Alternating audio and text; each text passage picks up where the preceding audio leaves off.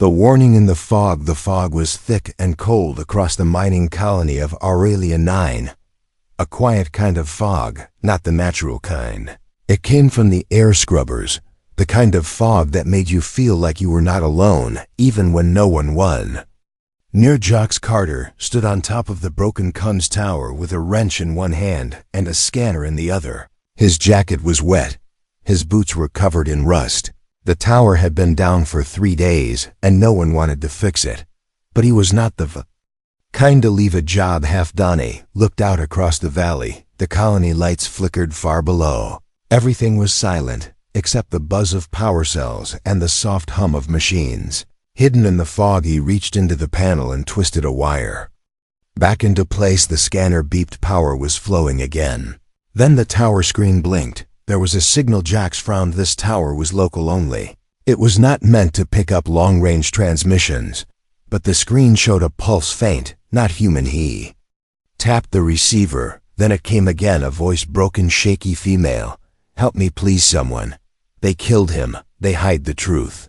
"I saw it. I saw everything." Jacques stared at the screen. The voice repeated, fuzzy, like it was coming through water. "Who is this?" He asked aloud, but no reply came, only the voice on a loop. "They say I'm mad, but I am not." He was taken. He was silenced. Jacques saved the signal. He looked around. There was no one in sight. He should report it. That was protocol, but something inside him said no. Something in the voice felt real, felt wrong, felt scared. He climbed down the tower. The fog moved like it was alive. He walked back to the colony center with the signal loaded in his wristband. Inside the control hub, he saw Commander Reese and 2 other officers. They were drinking synth coffee and laughing about the last drone sweep. Jacques cleared his throat. "Commander, did we ever clear the outer zone dome?" The one from Sector 4. Reese looked at him with a raised brow. "Why, that place is sealed, too unstable." "Why you asking?" Jacques hesitated. He could lie. He could tell them he picked up a static burst. Or he could tell the truth. There was a signal came from that direction. A voice, a woman, sounded alien, sounded scared. Reese's smile faded. "You heard her. Forget it. That voice is from Valrina, the widow of that Zaltrian diplomat. You remember him. He died last year. They say she lost her mind, started living in the dust domes, talking to ghosts, blaming everyone. She is not stable, and she is not your problem. Understand?" Jacques nodded slowly, but his heart was not sure. If she was mad, why was the signal on a secure frequency? Why did she sound sane, more sane than the people calling her mad that night? Jacques sat in his quarters and replayed the voice. Each time he listened, he noticed new things. The crack in her tone, the whisper at the end, the way she paused before saying the word killed. She knew something. She saw something. Something that scared her so much she left everything behind. He opened the colony map, zoomed in on Sector 4. The dome was still there. No movement, no power. But now he was curious. Next morning he took a drone with him. Said he was checking radiation levels. No one questioned him. He left early while the fog was still heavy. The dome was quiet, half buried in dust. Its entry hatch was dented. Lights were dead. But as he stepped close, his scanner beeped again, a new pulse right inside. He opened the hatch slowly. Rust fell off the edges, air hissed out, then silence inside.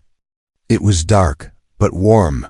The walls were covered with faded alien designs, like they had once meant something. Then he saw her. She was sitting in the corner, wrapped in a dull red cloak.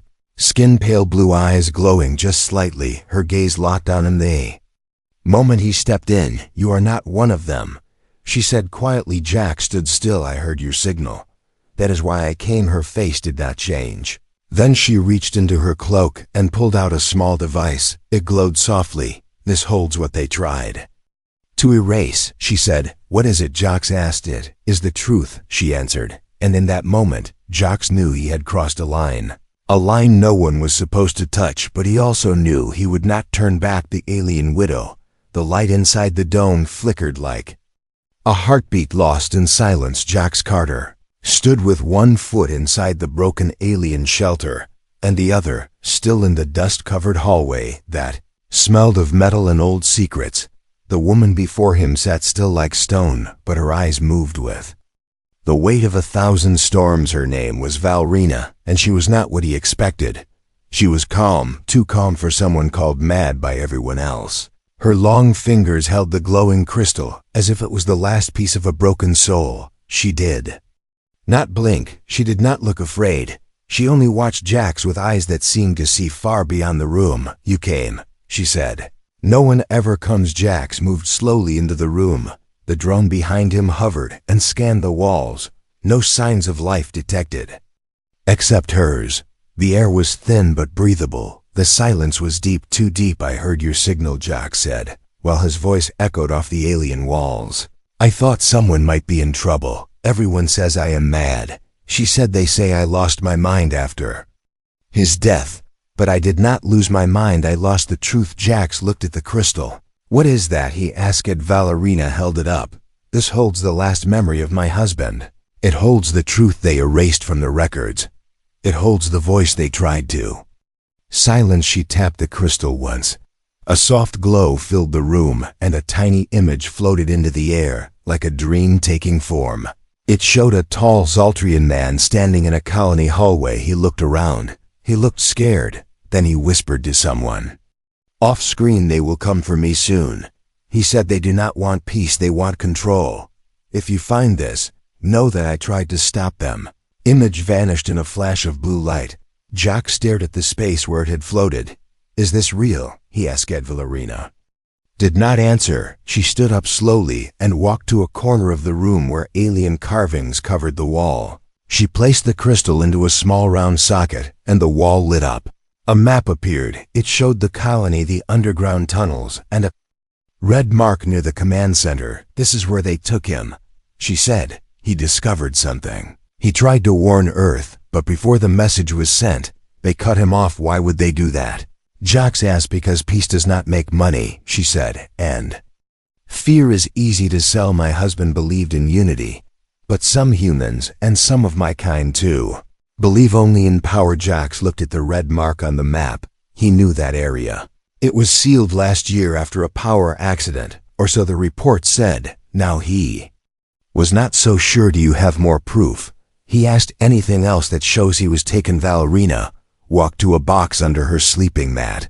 She opened it slowly. Inside were broken pieces of tech, old recorders, half-melted circuits, and a badge. It was a human security badge. Jax picked it up.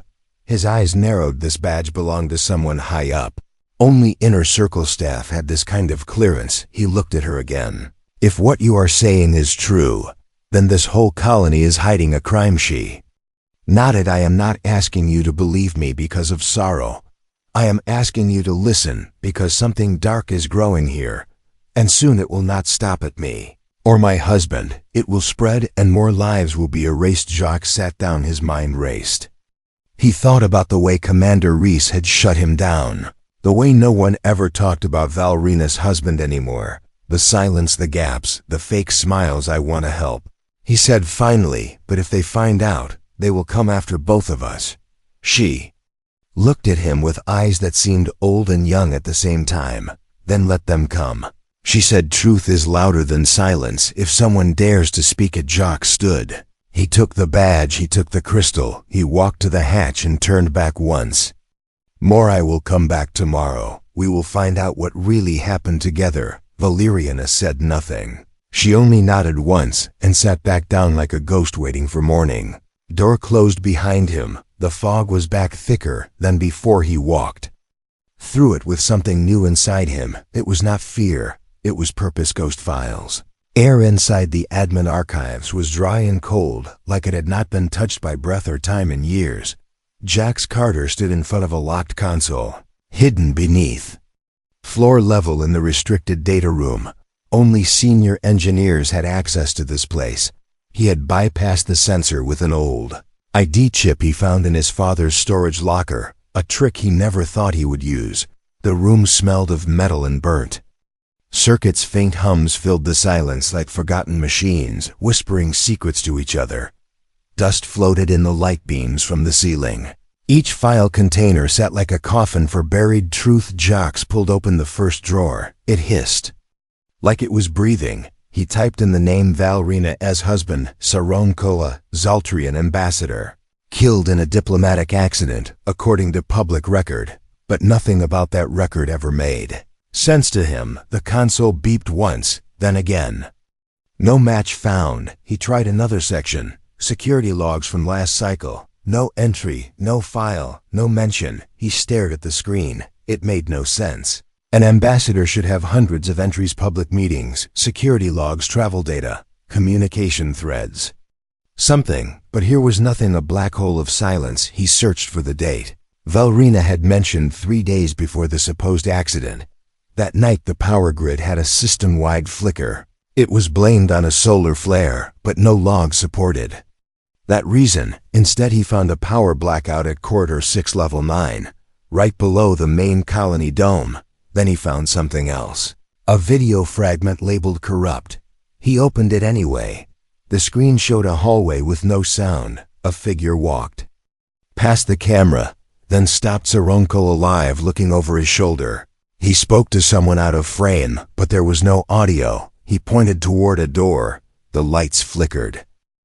Then a group of figures entered from the far side. Uniforms: human military, not colony security. No badges, no names. One stepped forward, raised a weapon. The screen cut to static. Jax leaned back. His heart was heavy, his breath shallow. This was not a diplomatic accident. This was an execution. He downloaded the file to a clean chip, encrypted it, then erased all traces of his search from the system. He knew he had only minutes before the breach log would activate. He stepped out of the archive room and walked fast down the hallway. Each camera felt like an eye, each drone buzzed like a warning. As he reached his room, he locked the door behind him and turned off all lights. He opened the file again, paused it at the face of the first soldier. The helmet covered most of it, but the voice, the moment before the static, a single word was spoken: secure. I had heard that voice before. Not in recordings, not in dreams, in real life, in morning briefings, in training halls, in mission reports. Commander. Reese's mentor, his friend, his guide. Jax felt something break inside his chest. Trust that fragile glass, now shattered into dust. He sat in silence. The walls felt closer than ever, the ceiling lower, his breath louder. He remembered Valrina's face. Her eyes, her calm voice saying they erased him. They erased the truth. She had not lied. She had survived the impossible. She had waited for someone to listen. Jax grabbed his jacket, placed the chip inside a sealed patch near his collar. He stepped out again into the fog. This time the air felt thicker, like it knew he had seen something not meant for him. He walked past the control center, lights off, one guard at the door. He kept walking down into the lower tunnels, back toward the forgotten dome. Way was quiet. Only his steps echoed. Only his breath kept rhythm. At the edge of the dome he stopped. The hatch opened without sound. Valrina sat near the center with the crystal spinning slowly in the air above her hands. She looked up and said nothing. Jax placed the chip in front of her. I found him, he said. I saw what they did. Her hands trembled, not with fear, but with something deeper. Something like grief. Finally heard. He was never meant to leave that hallway. She whispered. They wanted silence, and I was in the way. Not anymore, Jax said. Now we bring it into the light. How? She asked. Jax stood. We find the last piece. We find who gave the order. Then we show the whole system. Valrina nodded. The glow from the crystal grew brighter. Air warmer. Then outside a sound, faint, distant mechanical wings. A drone watching, waiting. Jax looked at Valrina. We move at first light, she agreed. And in the silence, the truth sat with them, alive and waiting. The memory echo. The sun on Aurelia 9 did not rise like it did on Earth. It crawled across the sky like a wounded beast, slow and red and full of heat that never warmed anything. Inside the broken dome, Jax Carter stood beside Valrina as the soft light crept through the cracks in the walls. He held the chip tight in his hand, the file from the archive still fresh in his memory. The gun, the silence, the face. He almost recognized Valrina moved to the center of the room and touched the floating crystal again. Its glow pulsed like a living thing. She looked at Jax with tired eyes, the kind of tired that sleep could never cure you. Said you want to see the truth, she whispered. Then you must see it not just in records, but in memory. Jack stepped closer, the crystal rose higher. Valrina placed both hands near it. Her skin shimmered with a faint light, like her veins carried something other than blood. The room darkened. The air changed. The fog outside seemed to freeze. Then the crystal opened, and light poured out in strands. Like thin silver threads, they wrapped around Jax, around Valrina, and then the dome itself vanished from their eyes. Jax was no longer standing. He was floating, watching, silent. He saw a corridor in the central command building, clean, bright, full. A voice. Valrina was there. So was Sironko, her husband. He was taller than she described. Eyes like glass but full of emotion. He was arguing with a human officer, not shouting but firm. You cannot hide this, he said. If Earth learns what your people are planning, they will not allow the deal to pass. The officer said nothing. He just nodded and stepped aside. Then Reese entered, younger than now, still sharp, still cold. You speak too much, Reese said, and you trust too easy. Sironko looked at him. You fear peace, because peace means you lose control. Reese raised a device in his hand. Jax watched as the lights flickered. A pulse shot through the corridor. The cameras blinked out. Then 2 soldiers entered, no badges, no names. Valrina ran forward. Tried to grab her husband, tried to pull him away, but one soldier struck her. She hit the ground, screamed. Her voice echoed. Sironko was pulled back, fighting, bleeding. Then the light flashed again, and the memory shattered like glass. Jax fell to his knees in the dome. His hands shook, his chest ached, his breath came fast. He looked at Valrina. She was not crying, she was not even blinking. That was the last time I saw him, she said. They took him and left me behind. They called it an accident. They told me to forget. But you remembered. Jax said. You held on to the truth, because he trusted me, she replied. And because truth is the only thing I have left. Jax stood slowly. He looked out the cracked window. The colony in the distance seemed smaller now. Like a toy in a glass box. They are still watching us. He said. The drone last night, it circled again this morning. They know we are getting close. Then we must be faster than their fear, Valrina said. The final part of the truth is not in the files. Not in my memory. It is in the old tunnels beneath the reactor. Jax nodded. He remembered those tunnels built during the first cycle. Abandoned now, too unstable, they said. Too risky, they claimed.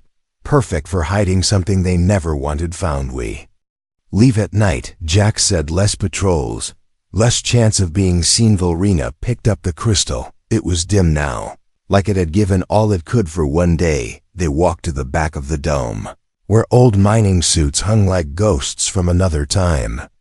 Jax picked one and checked the seals. Still working. He found a map carved into the wall. Not human-made, alien symbols, but simple lines. Valrina pointed to one mark. Here, a lift shaft still active. It leads down to the level where everything changed. Jax traced the path with his finger. It crossed beneath the command center, beneath the comms tower, beneath every lie they built. If we go down, we may not come back, he said. Then we go down together, she replied. Outside, the fog began to move faster than before, almost like it was alive inside the dome. The light dimmed. The crystal pulsed again, and for the first time in a long time, hope sat beside fear. The escape below, the night on Aurelia 9, had a silence that pressed against the skin like cold cloth soaked in secrets. Jax Carter moved through the outer zone wearing the old mining suit he found in Valrina's dome. Its joints creaked softly as if the past inside it was trying to speak behind him. Valrina walked without fear. Her eyes scanned the fog with quiet purpose. The path ahead was nothing but shifting ground and broken metal. They reached the edge of a collapsed platform where the colony ended and the underworld began. Beneath the rusted edge, a shaft dropped into darkness, so deep even the drone light could not touch the bottom. Jax checked the lift panel. Dead, but the emergency crank still responded with a slow hum. This is it, Valrina whispered. No alarms, no patrols. They do not guard what they think is forgotten. They stepped into the platform cage. It groaned under their weight as it began to lower. The sound echoed down the shaft like a song sung by steel bones. As they descended, walls of black stone and metal rose around them. Old signs in human and alien script glowed faintly, caution danger. Do not enter. They reached the bottom where the air was thick with dust and heat. Jocks lit a portable flare. Red light spilled across the tunnel, revealing a narrow path filled with old mining bots covered in wires. And then as Valerina touched one of the bots, it twitched. Its eyes blinked once, then twice. Then a soft voice activated memory core online. Playback enabled. Jocks looked at Valerina. She nodded. He stepped back. The bot projected a recording, grainy at first, then clear. A large room appeared. Sarung Kul stood near a console. He was placing a data chip into a port. His face was tense. He spoke into a transmitter to Earth Command. This is Ambassador Sarung Kul. The peace agreement has been corrupted by false data. Certain human leaders plan to start conflict for economic gain. I have proof. I will upload all of it now. Then a door burst open. Figures stormed in, shouting, shooting. The recording froze on one frame. A soldier looking at the bot, pointing a weapon toward the lens. The image was blurry, but the voice clear. Delete the bot now. Screen faded. Jack stared at the metal body that held the last honest moment of a dead man. They killed him here, he said. Right here. Valerina knelt beside the bot. Her hands moved over its chest panel. She found a second chip slot hidden beneath a false layer. She removed a small shard of crystal. This, she said. This is the upload he tried to send. Jax took it with careful hands. This chip might be the last chance to expose. The light footsteps echoed from above, faint at first, then sharper, then louder. Jax turned off the flare, grabbed the chip, motioned to Valerina. Need to move. They ran through a side tunnel filled with water and broken pipes. Steam hissed from the walls.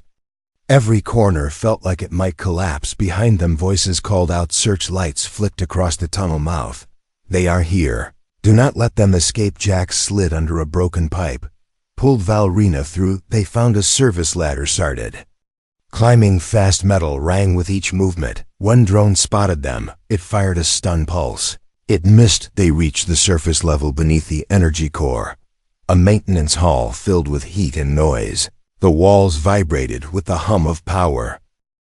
Jocks found a control panel. Locked. He rewired it with shaking hands. The door hissed open. Inside was an old command relay station, still functional, not linked to the main system. Untouched. He plugged in the chip, uploading 30%, 50-80. Then a blast rocked the room. The door caved inward. Reese stepped in, eyes cold, weapon drawn. I told you not to dig, he said. Now you leave me no choice. Rena stepped forward. You made your choice when you silenced Truth. Reese raised the weapon. Jax reached for the upload trigger. Upload complete. The screen flashed green. The signal launched into orbit, bounced to deep satellites. Reese fired. The console exploded. Smoke filled the room. Valerina pulled Jax behind cover. Sparks rained like fireflies. UK? She asked. He coughed. Yes. The message is out. Reese stood at the door, watching the flames. You think they will believe you, he said. Jax looked at him. I think they will see, and I think that is enough. In the distance, sirens began to rise, not from the colony, but from orbit ships approaching. Authority signals. Reese ran. Jax and Valerina stood in the smoke. The light from the broken console flickered on their faces. Not the end, she whispered. No, Jax replied. Just the beginning. The betrayal above the morning light touched the colony like a knife sliding across old wounds. Jax Carter stood at the edge of the medbay rooftop, where the smoke from the destroyed relay station still rose into the gray sky. The message was gone, sent, carried by orbit relays, now far beyond reach, but the price was still unknown. Rena sat beside him with her arm wrapped in torn cloth. Her skin shimmered faintly from the heat burns, yet her voice was calm, steady. They will come soon, she said, not to thank us, but to erase what they missed. Jax nodded slowly. His eyes scanned the landing pad near the command tower. 2 transport ships were docked. One of them bore Earth insignia. Federal Command. Too early, too fast. He knew what it meant. Someone up there had known all along. Someone had planned for this day, not to bring justice, but to bury it deeper. They moved through the outer corridors like shadows, avoiding cameras, using side vents and forgotten tunnels. Their destination was the central core, not for escape, but for confrontation inside the core chamber. The lights flickered above machines that never stopped humming the colony's heart, its power, its records. Keyed into the system with a cracked access chip, the screen blinked twice, then opened multiple alerts. One stood out order signed unit. Detain Jax Carter's status execute. If resistance is shown, Valrina read it in silence, then turned away. Her hands clenched. He trusted you, she said. He believed you were different, but you were just like the rest. Jax looked at the signature at the bottom of the order, Commander Reese. The door behind them opened, heavy boots, multiple shadows. Jax turned slowly. Commander Reese walked in, no helmet, no lie on his face. You made this harder than it had to be, Reese said. You think a message will change the system? You think a few files will make people care? Jax stepped forward. Not people, but enough to bring light. Enough to bring questions. Reese shook his head. You disappoint me. I taught you better. You taught me to fix broken machines, Jax said, but never to fix broken men. Reese raised his weapon. Valrina moved between them, her eyes glowing, her voice sharp. Do it. Erase us. But the message is already orbiting high command. Your silence will not win this time. Reese hesitated just for a second, then lowered the weapon. You do not understand, he said. This colony is not just about peace, it is about position. Power. If that truth gets out, everything falls apart. Then let it fall, Jax said. Behind Reese, one of his soldiers moved. Young, nervous, holding a data tablet. Sir, he said, we have a problem. Reese turned. What now? The soldier looked at the screen. The orbit relay repeated the message. Public channel, multiple receivers. Earth Alpha Mars Base Zoltrian Consulate. Was too late. Reese stepped back, his face blank, then twisted in something close to fear. You think they will listen? He said. They will call it false, a hack, a trick. Maybe, Jax said. Or maybe they will ask what else we are hiding. Valrina looked at Reese. Tell them, speak before silence claims your name forever. Reese stared at her, then at Jax, then walked away without another word. His team followed. Jax stood in the empty room, his breath heavy, his thoughts louder than machines. Outside, the sound of engines roared. Drop ships descending, not from the colony, but from orbit. Official SEALs, Federal Command investigation teams. Jax and Valrina walked out into the open. The fog had lifted for the first time. The sky looked clear, harsh but real. An officer approached, clipboard in hand, eyes scanning everything. We received a signal, the voice said, from this colony, claiming cover-up and political murder. Jax nodded. Yes, I sent it. With her, the officer looked at Valrina, then at the wreckage, then at the soldiers still standing near the edge like ghosts waiting for commands that would never come. We will begin inquiry, the officer said. If what you claim is true, there will be consequences. Vala stepped forward. Then begin with his name, Sironko. Honor him with truth, not silence. The officer wrote something on the pad, then turned, moved through the courtyard, carrying away smoke, and with it, the first layer of the lie. Jax looked at Valrina. We are not done, he said. No, she replied, but now we are seeing the broadcast of truth. The sky above Aurelia 9 burned with golden fire as the final dropships arrived from orbit. They came not with weapons, but with questions, not with threats, but with eyes ready to see what had been buried in silence. Jax Carter stood at the highest point of the colony's command tower. The wind tore at his coat. His hands held the second crystal, the one Valrina had hidden in her dome for years, the one that still carried her voice and her husband's truth. Valrina stood beside him, her cloak waved behind her like a flag of a nation that no longer existed. She looked up at the sky where stars blinked between the dust of old lies. Her face held no anger, only purpose. They are listening now, she said, but they still do not understand. Then we show them, Jax replied. Inside the tower, the broadcast chamber was cold and unused. Layers of dust covered the main console. He wiped it away with his sleeve. The power lines hummed beneath the floor like veins returning to life. He placed the crystal into the reader. A soft chime echoed through the chamber. The console lights turned green, signal ready. Multiple open channels across human and Zoltrian networks. Valina placed her hand on the panel. The recording began. Sarankel appeared in the air before them, a memory made of light and courage. If you are watching this, he said, then it means I did not survive. I was a voice for peace. I wanted a world where humans and Zoltrians stood side by side, but that dream was not shared. By all, there are those who profit from fear, who control by division, who use silence as a weapon more powerful than fire. They erased my message. They tried to erase me, but truth survives when even one person chooses to carry it. That person was Valrina. That person was Jax Carter. I ask only this. Do not forget and do not believe that silence means peace. The image faded. Then Valrina stepped into the center of the chamber. Her voice filled the room. Then the colony, then the sky. My name is Valrina, widow of Saronko. I have been called mad. I have been hunted. I have been left behind. But I remember, and now so will youth. Lie ends here. Jax watched as the broadcast reached orbit. The satellite confirmed full data transfer. Multiple governments were now receiving the message live and uncensored. Below the tower, chaos began. Some guards threw down weapons, some tried to run, others simply stood in silence. Truth had no sides. Only weight. Jack stepped away from the console. The system was overloaded.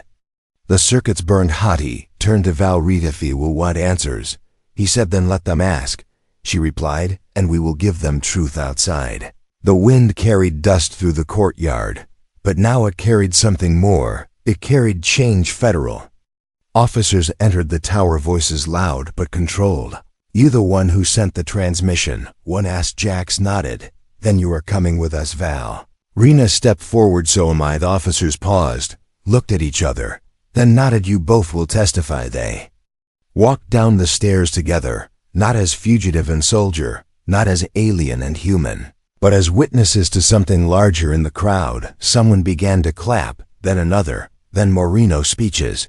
No words, only sound. Sound of a colony waking up hours later. Jack stood at the memorial site outside the outer dome. A simple stone, no carvings, no name, yet Valrina placed the broken half of the crystal beside it. This is his grave now, she said, not of bone, but of voice. Jack stood in silence, then reached into his coat, pulled out a new plaque. Was her uncle, voice of peace, silenced by fear. Remembered in truth. He placed it at the base of the stone. The sky above was clearing. For the first time in many cycle, stars could be seen again, and they were not watching from a place of judgment. They were watching from a place of hope. The message had gone, and it would never be erased again.